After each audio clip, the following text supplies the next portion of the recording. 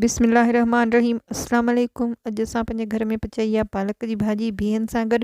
ये तमामु आसान भाॼी आहे ऐं ॾाढी मज़ेदार आहे ऐं असांजे घर में तमामु घणी पसंदि कई वेंदी आहे। इंशाअल्लाह तव्हांखे अॼु असांजो तरीक़ो पसंदि ईंदो।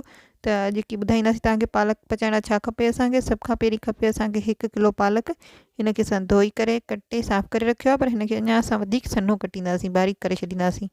उनखां अलावा मूंखे खपनि हुते पाउ खनि बिह आहिनि या पाउनि खां थोरा वधीक आहिनि। हिननि खे धोई करे साफ़ करे नंढा स्लाइसिस करे कटे रखी छॾियो आहे।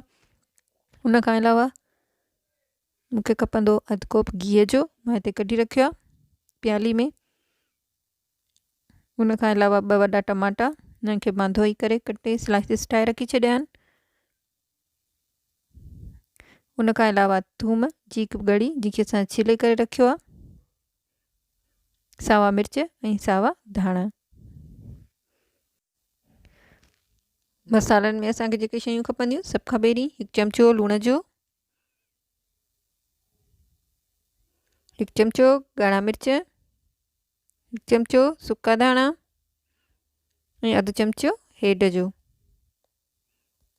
देगड़ी मां पंहिंजी चुल्हि ते चाढ़े छॾी आहे।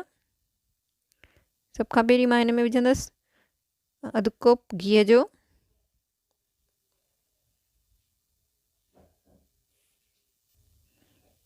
गिह विझण खां पोइ मां थूम कुटे वरिती आहे। हाणे मां हिन में थूम शामिलु कंदसि। तक़रीबन 1.5 चमचो थी वई आहे कुटण खां पोइ।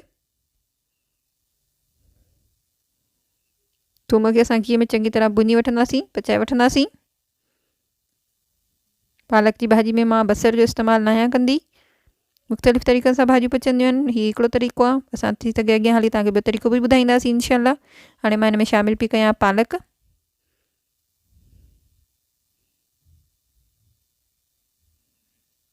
पालक खे अञा बि असां सन्हो कटे वरितो हुयो, जेका ॾेखारी हुई उनखां बि सन्हो कटे वरितो। हीअ सिंधी पालक जो ॿोड़ा, हीअ अंग्रेज़ी पालक न आहे। हिन खां पोइ मां हिन में शामिलु थी कयां बिह पालक सां गॾु ई ॻरी वेंदा। पालक उनखे पाण मिक्स करे पाण सां चङी तरह ॻारे वठंदी। हिनखे मां अलॻि नाहे ॻारियो या अलॻि कीअं पाणीअ में टहिको नाहे ॾिनो, सिर्फ़ु धोई करे मिक्स करे ॿिन्ही खे गॾु हिते पचाइण लाइ रखी थी छॾियां ढक ॾेई। जंहिंमें मां पाणी बि शामिलु कोन कंदसि। पालक जो पंहिंजो हिकिड़ो सुठो पाणी हूंदो आहे टेस्ट वारो। हिते मां हिनखे ढक थी ॾेई छॾियां तक़रीबन 10 मिंट। 10 मिंट गुज़री चुका आहिनि। अचो त असां पंहिंजी भाॼी चेक कयूं। बिह ऐं पालक चङी तरह ॻरी विया आहिनि। अचो त हिननि खे ॿाहिरि था कढी वठूं कंहिं ॿिए थांव में। पोइ वरी असां हिते जेको आहे ॿियो मसालो तयारु करे वठंदासीं भाॼी जो। असां हिते बिहनि खे चेक करे वरितो आहे। बिह बिल्कुलु ॻरी चुका आहिनि जेतिरा असांखे घुरिबियल आहे। पालक बि बिल्कुलु ॻरी चुकी आहे, जो हीअ सिंधी पालक हुई। हिन ॻरण में घणो टाइम न वरितो। हाणे असां बक़ाया देगड़ी जेका बची आहे हुन में रखंदासीं टमाटा, जेके असां कटिया हुआ। 2 वॾा टमाटा विधासीं। असां शामिलु कंदासीं हिते ॿियो मसालो, सुका धाणा 1 चमचो, 1 चमचो ॻाढ़ा मिर्च, 1 चमचो लूणु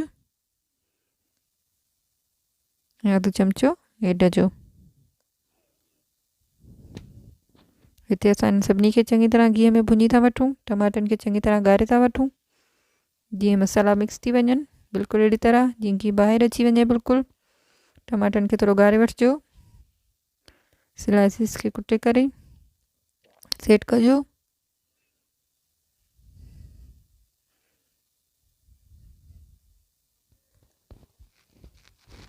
मसालो चङी तरह भुञी वञे।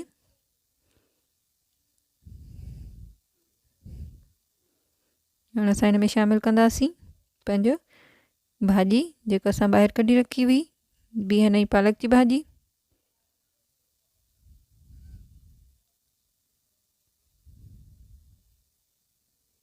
भाॼी शामिलु करण खां पोइ चङी तरह हिनखे हिते भुञणो आहे, त जीअं मसाला पालक बिह सभु हिकजान थी वञनि, सभु पाण मिक्स थी वञनि। हीअ सफ़ा पुराणो ऐं क़दीम तरीक़ो आहे ऐं तमामु आसान तरीक़ो आहे। सिंधी पालक आहे, हिनखे वधीक माना इलाही मसालनि जी ज़रूरत न हूंदी आहे। हिनजी तमामु पंहिंजो ई सुठो टेस्ट हूंदो आहे। हिनखे आसान ऐं सादे तरीक़े सां पचाए खाई ॾिसो, ॾाढी मज़ेदार लज़ीज़ थिए थी।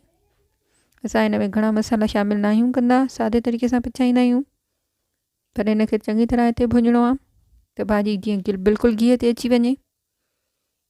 10 खां 15 मिनट इन खे भुंजो।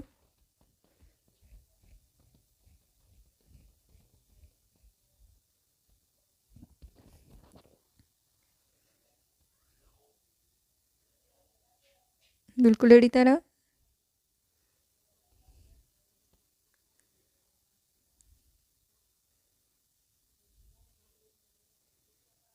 हिते असां शामिल था कयूं सावा धाणा, कटे सना कयासीं उहे, ऐं सावा मिर्च।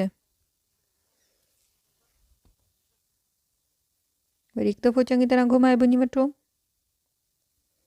भाॼी असांजी बिल्कुलु तयारु आहे। 1 मिनट दम ॾिनोसीं। हाणे भाॼी खे असां ॿाहिरि कढियो आहे।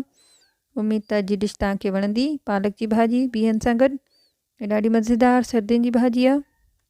साइनि भाॼियुनि जी बिल्कुलु इहा सम्झो त सरदार आहे ऐं खाइण में बि ॾाढी मज़ेदार आहे। अॼु असां पंहिंजी मंझंदि जी मानी में खाई रहिया आहियूं पालक ऐं बिहनि जी भाॼी।